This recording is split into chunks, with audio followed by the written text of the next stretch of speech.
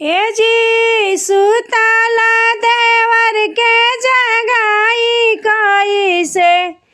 हे जी सुतल देवर के जगाई कैसे।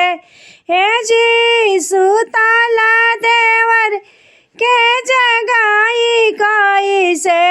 पियवा गइले कलाकार वा बुलाई कैसे।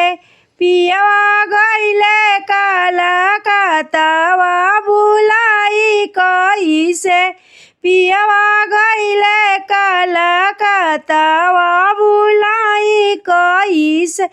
हे जी तरसता नयन देखी हो कैसे।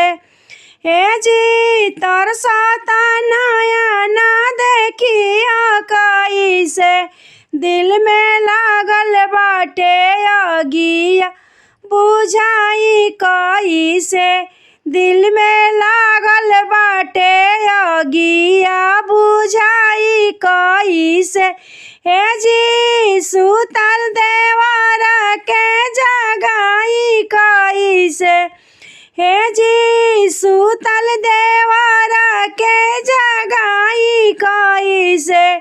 पियवा गइले कलकत्तावा बुलाई कैसे। पियवा गइले कलकत्तावा बुलाई कैसे। हे जी कौना बहानावा लगाई कैसे।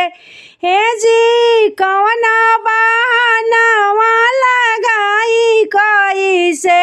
कलकतिया बलमु के बोलाई कैसे। हे जी तरसता नयन देखे हो खातिन। हे जी तरसता नयन देखना खातिन। हे जी लागल बाटे अगिया बुझाई कैसे। दिल में लागल बाटे अगिया बुझाई कैसे।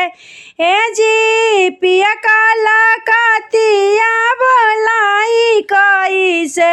हे जी सुतल बाड़े देवर जगाई कैसे। हे जी सुतल बाड़े देवर जगाई कैसे। हे जी